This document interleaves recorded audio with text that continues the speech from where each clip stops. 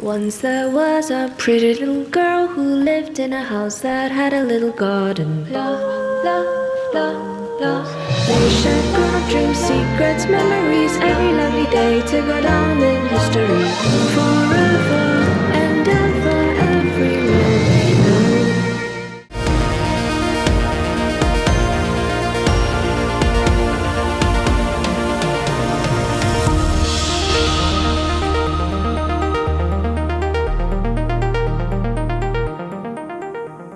Hello and welcome to a special interview for The Wire. Today we touch on a subject that simply hasn't got the attention it deserves, the possibility that there are Indian prisoners of war languishing in Pakistan who more or less effectively the government has forgotten about. Recently a book was published on the subject and here it is. It's called Missing in Action, The Prisoners Who Never Came Back, and its author Chander Suta Dogra is my guest today. Chander, the Indian government believes that there are 83 Indian soldiers in captivity in Pakistan, some going back as far as the 1965 war, a few to the 1971 war, and they simply haven't come back. Now, your book not only assesses the validity of that number, but far more importantly, you ask the question, why haven't we been able to get them back? And in chapter 12 you write, the military forgot its missing men and gave them up as the collateral damage of war, even where there was compelling evidence of them being alive and in Pakistan's custody. There was not a murmur of complaint that the civilian government should do more.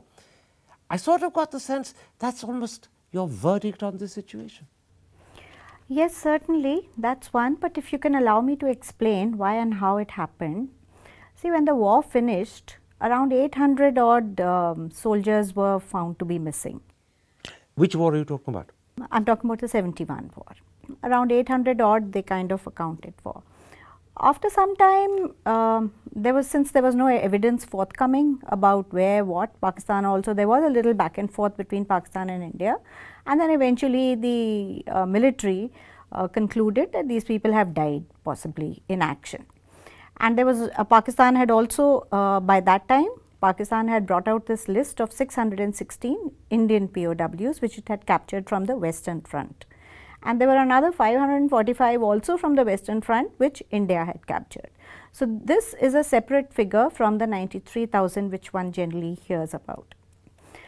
There was a big overriding what the government wanted to do for the families, and it was a compulsion, almost a necessity, to declare these people also as killed in action, because India does not have a missing in action category for administrative purposes. So, if you had to give benefits, pensionary, etc., to the families, there had to be a death certificate. So, some soldiers, or maybe many soldiers, were officially declared to be dead, yes, so that their families could get benefits. Correct. Whereas, in fact, there may have been reason, even good reason, to believe they were alive, they were in captivity, and then as a result they got forgotten about. Certainly. But what happened at the military level, even though the military knew that this was for technical reasons, that some of them had been declared as killed in action, it also enabled the military to close the chapter and they moved on.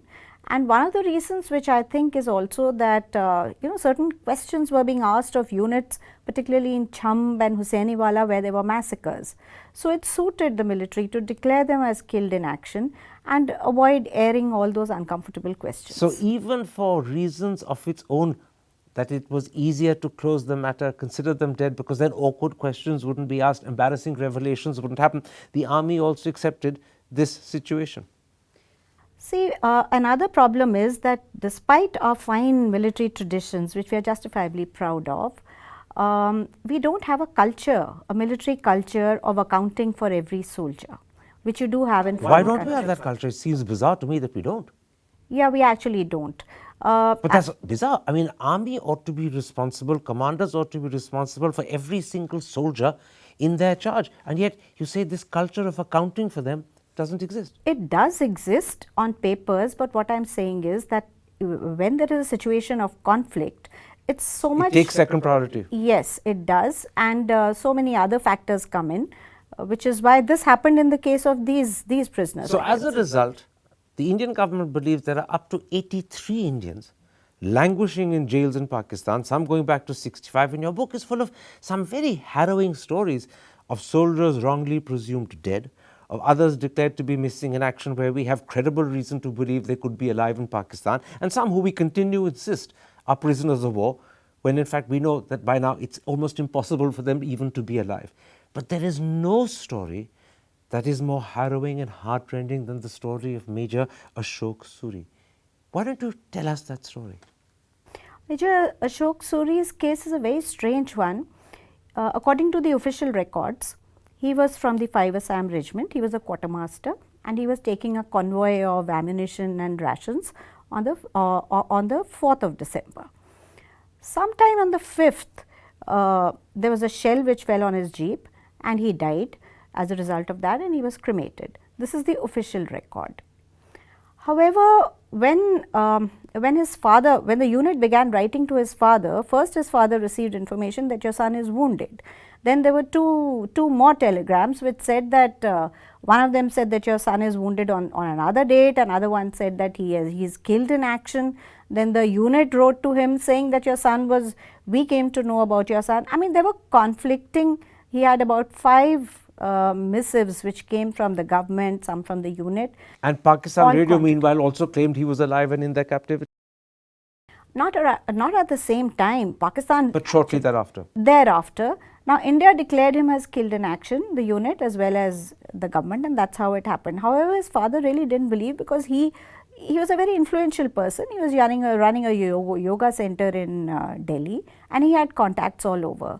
So, he managed to contact an American diplomat who had some links in Pakistan, and this person actually got back to him to say that your son is on the wounded list in Pakistan. And therefore alive. Yes, and therefore alive. However, the government even then did not believe him, and it was only in December 74, that finally. Some 3 years afterwards. Yes, in December 74, Dr. Ashok Suri, his father, he just received a small Indian letter, and one scrap of paper fell out of it on which it was written, I am okay here. It was also signed by one Abdul Hamid, whom we presume was possibly a spy who had come over here and was going back also, and he must have struck up some kind of a friendship with Major Suri. Old Dr. Suri held on to that piece of paper, and he was just thinking what to do. Another 6 months passed. Can I just interrupt? And that piece of paper was visibly in his son's handwriting? Yes, at that time, which the father thought it was his, but I'll just come to how the handwriting was later on verified by the government. There was a handwriting analysis which was done, because another small note came in 75. In June 75, it was datelined Karachi, and there were 3 dates written, almost as if he has written it on three separate days, and there were just 3 or 4 sentences strung together. The essence of that was that we are 20 officers here in Karachi, he was saying, and please speak to the Indian government for our release. So just to underline this point for the audience, the father received 2 separate handwritten notes from his son. The second note, sent from Karachi, suggested that there were 20 others like Major Suri in Pakistani captivity. Correct. After that, when he finally went to the government with these 2, the government got the handwriting verified and actually came to the conclusion that yes, possibly it's made a mistake. And it was only then in 1976 that the government finally wrote to the International Red Cross that we've made a mistake, this person is not killed in action, and he should be treated as missing in action, so you could probably search for him or do whatever. In fact, in your book, you went one step further.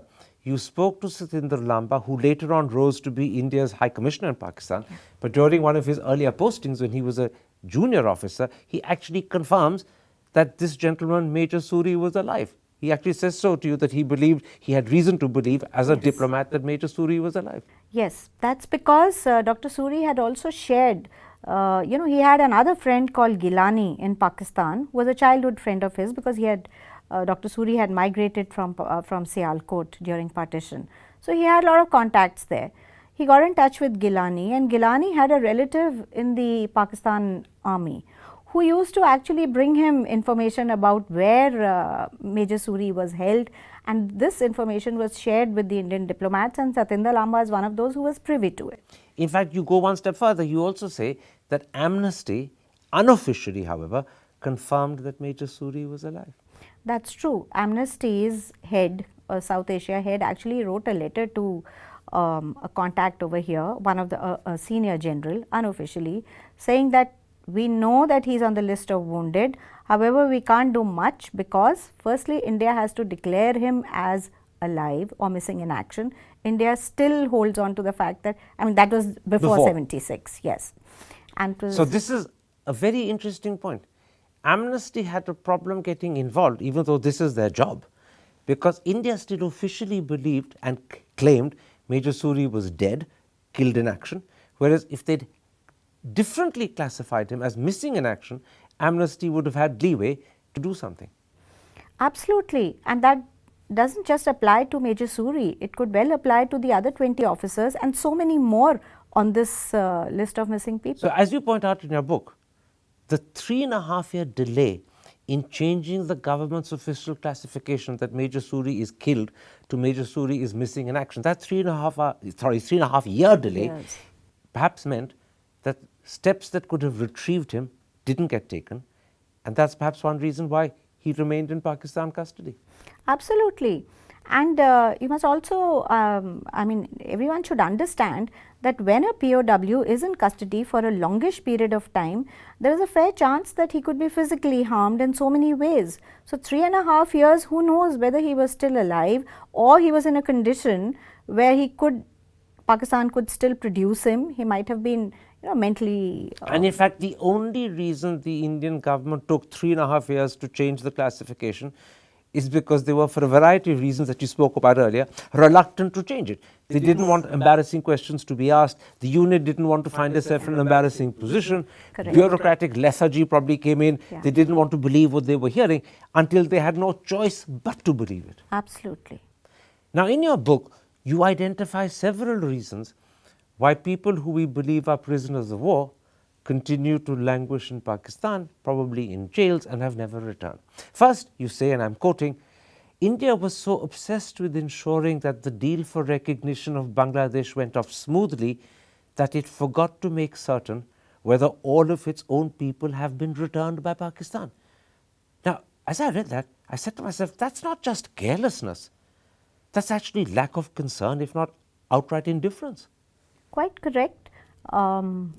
This has happened throughout, and in so many of these cases, not a thought for the families.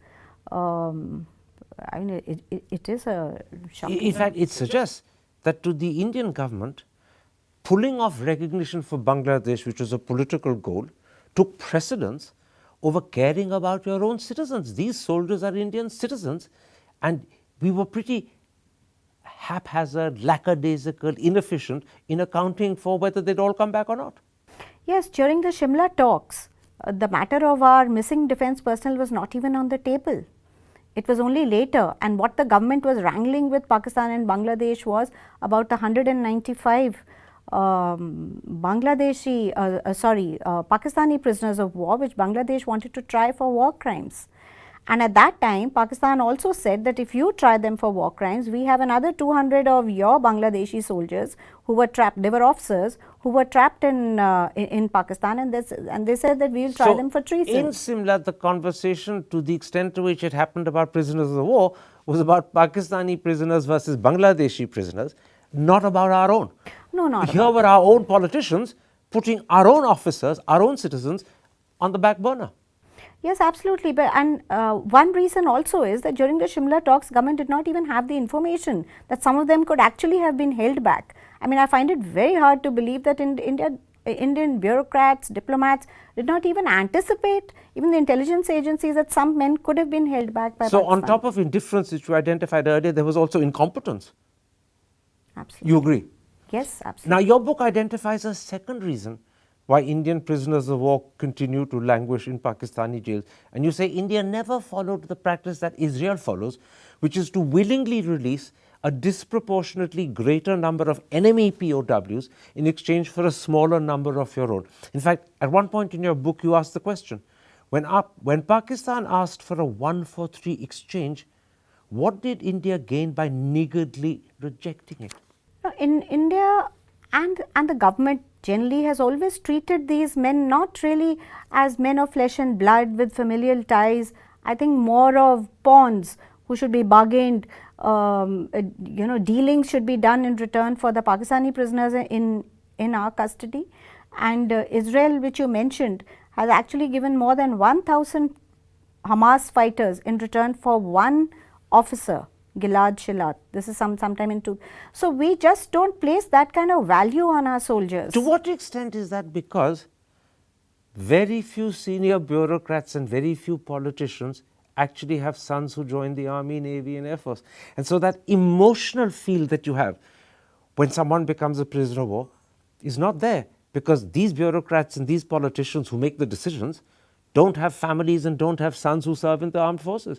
And so they're much more detached and sometimes even cool and indifferent. There is no real, I mean, you're absolutely right. There is lack of sensitivity about these issues completely. I mean, hardly anyone really thinks about them. And throughout, the politicians as well as the diplomats have been telling the families that this is a humanitarian issue and we will leave no stone unturned to get them back. But eventually, after many, many years, the families realized that this was just lip service. And actually, behind the scenes, something different was happening. There's a third reason you identify in your book why Indian soldiers remain languishing in Pakistani jails, and that's to do with the fact that India has never wanted to raise this issue with international institutions like the International Court of Justice, leave aside involving third governments. And in fact, in the foreword he wrote for your book, former Army Chief General Malik says, and I'm quoting him, "I am not convinced of the foreign policy reasons for why India has shied away from raising cases of the missing defense personnel with international forums." This is something we could have done, it's something we should have done, it would have put pressure on Pakistan, and yet we deliberately chose not to do it. I'm quite convinced that these men were sacrificed at the shrine of bilateralism. You use the word sacrifice. Yes, I'm actually saying that because bilateralism, and I'll explain why. We were committed, that is both India and Pakistan, committed to resolve all our disputes bilaterally, although it's another thing that Pakistan has violated this agreement several times.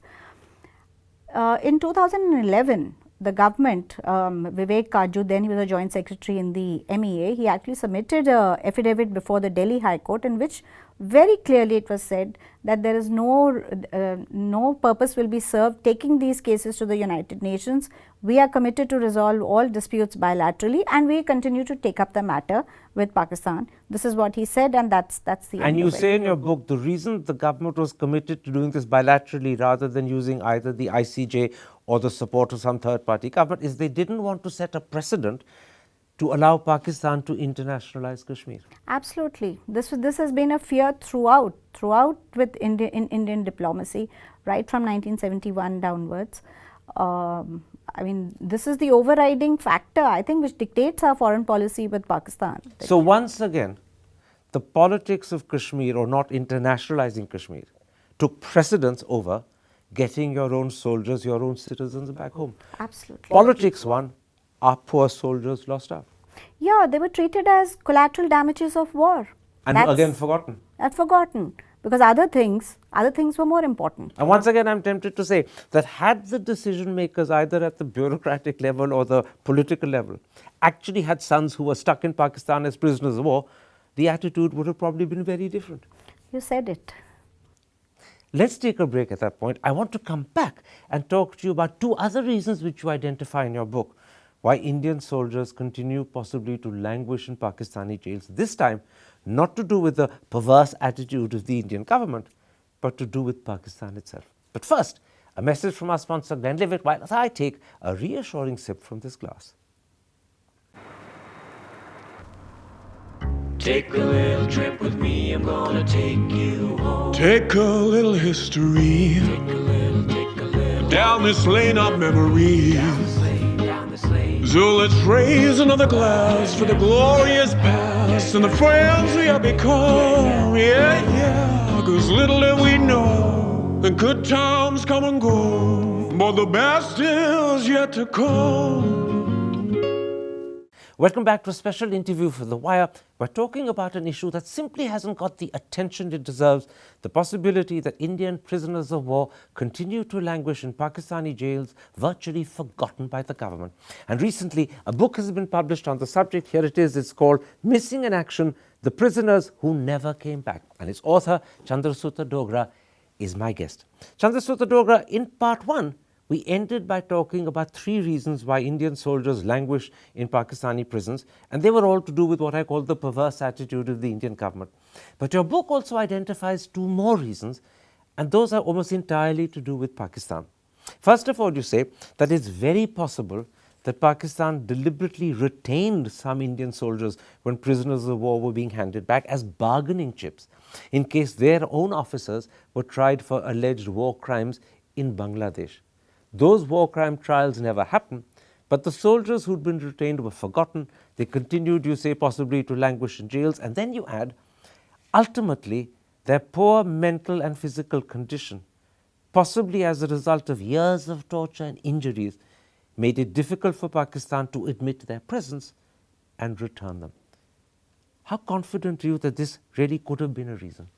I'm very confident because this is something which was shared with me by Satinder Lamba himself. So I got an insight into what the government and our bureaucrats think about this whole issue.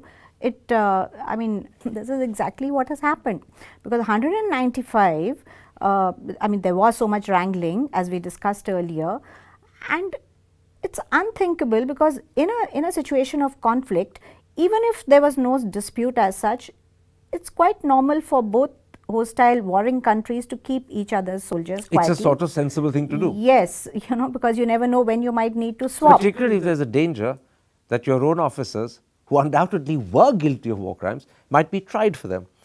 And this, you say, would be a good bargaining chip, a leverage in case that happens. Yes, absolutely. And Satinder Lamba, who went on to become High Commissioner to Pakistan, actually confirmed that he, and that means not just him individually, the Indian Foreign Office, did believe this was a very likely thing.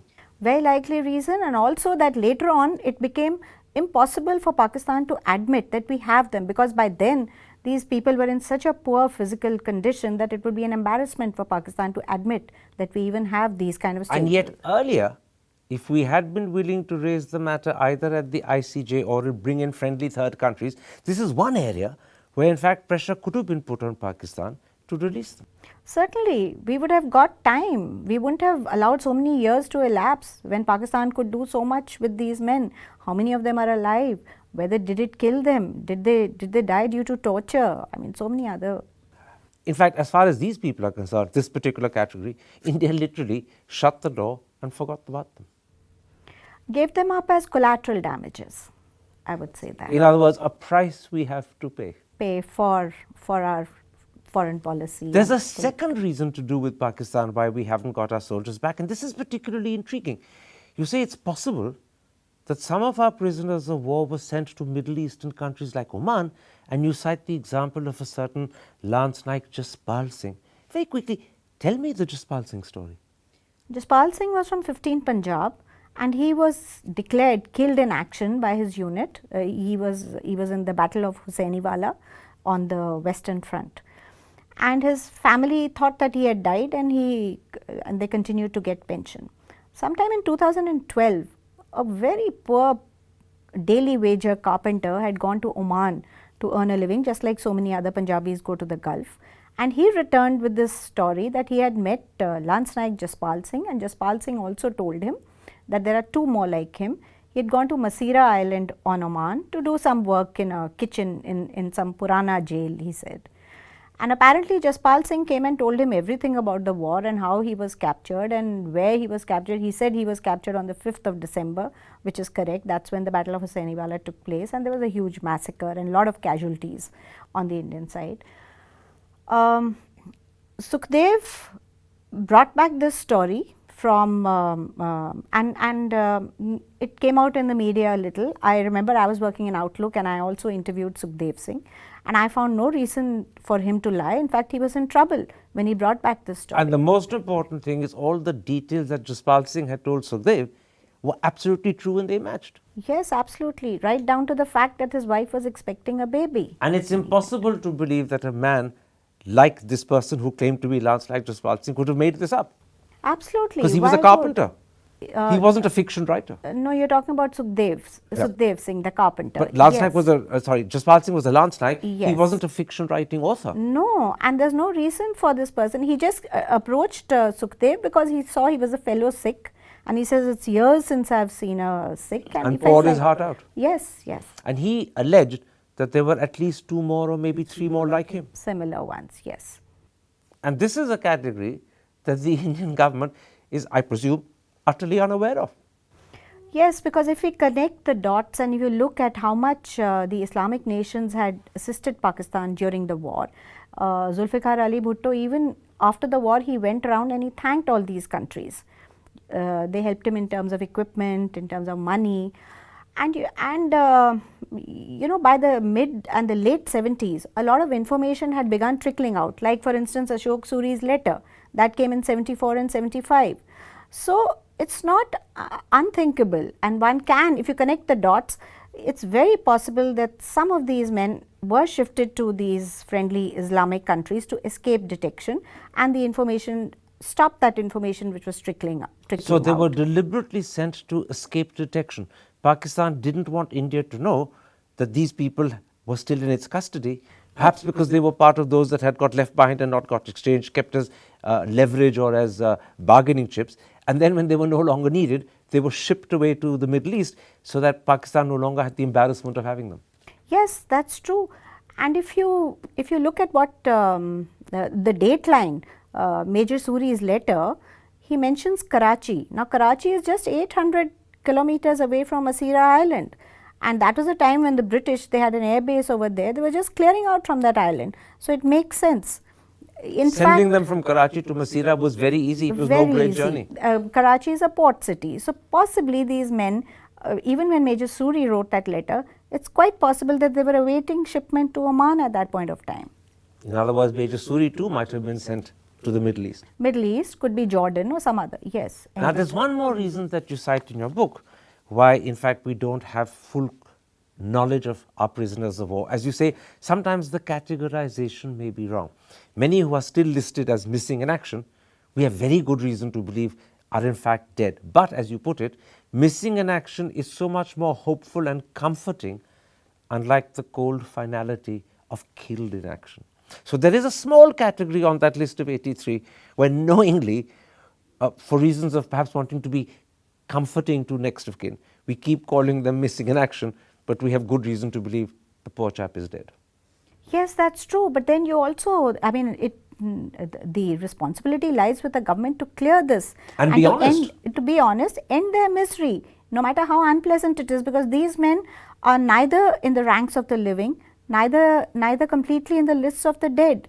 They're like hanging in between. And these relatives who've been told, initially they were told that your men have been killed in action. In 79, suddenly they found that the names were on the list of the missing, and eventually they were again made to sign death certificates and accept that their men had died, and now suddenly you find evidences coming out from here and there. So what do you make of it? And there's one more thing over here. Sadly, most of these men were given posthumous gallantry awards, which distresses the families till today. Because it sort of suggests maybe they're alive, maybe they're coming back. No, because we don't have a missing in action category. So they were declared killed in action and they were given posthumous bravery awards, and you find their names on war memorials as martyrs, listed as martyrs, which is again very, very distressing. All of this, no matter what the explanation, whether it's the perverse attitude of the Indian government or it's the strange behavior of the Pakistani government, whatever the explanation, this must have been horribly distressing and very painful for next of kin, who for decades have been kept, as you say, in limbo and suffering. Sometimes they've got hope, sometimes that hope is dashed, but there's no clarity, there's no certainty. You know, these families, in some cases I know that entire families have been destroyed just due to this trauma. Some, the children of one of the persons I know committed suicide, another's daughter is missing, another's daughter, his wife had remarried again. This So the children suffered trauma because they had another father and all kinds of things. So it's not easy to, till today the families are still waiting. And this is one reason why it was the duty, moral responsibility more than duty of the government to bring clarity and closure. Correct. And they can still do that. Now, in fact, the truth is, I imagine that exactly the same is true when you look at it from the other side. Pakistan must believe that there are some or many Pakistani soldiers who have remained in Indian captivity, never been sent home, and there must be Pakistani families suffering just like the Indian families we're talking about. I imagine this is a story that could be told both ways. You know, this is something which doesn't get talked about in India. And even in Pakistan, because there was a military rule and the population was suppressed to a large extent, so even there the families were not allowed to make too much of a noise. It's only in 2010 that the Pakistan foreign minister finally put a statement in the Senate saying that 18 soldiers of our previous wars with Pakistan are in Indian captivity.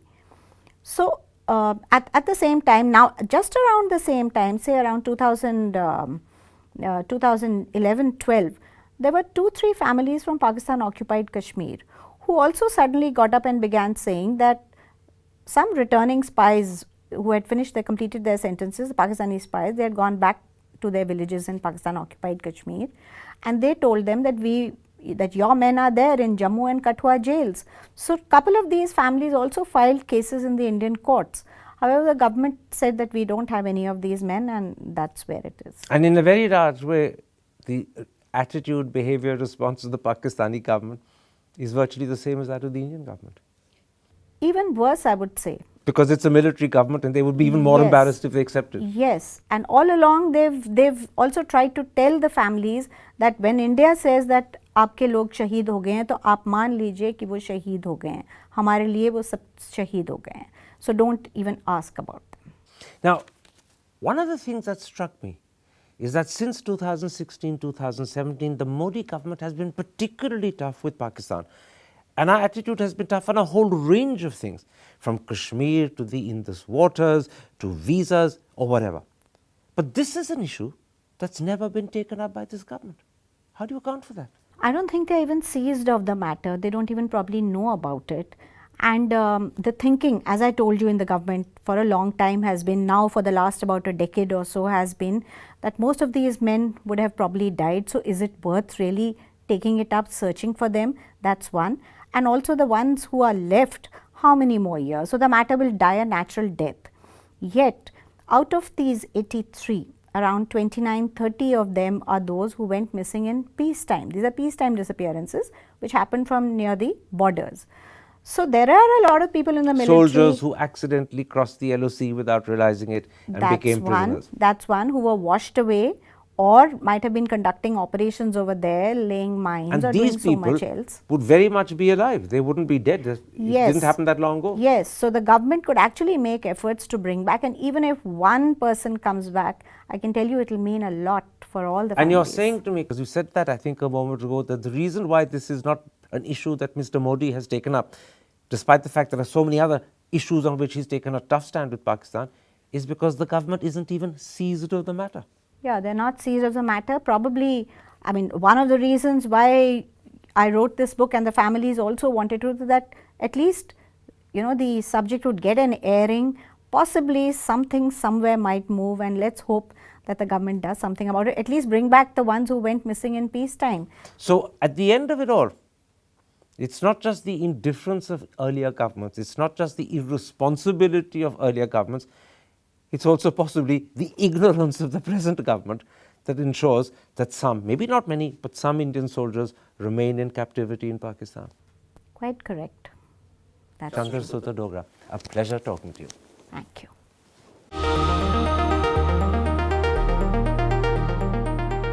To receive instant updates on all videos from The Wire, click the subscribe button and hit the bell icon. Pay to support independent journalism. Click the link in the description and choose the amount you want to pay.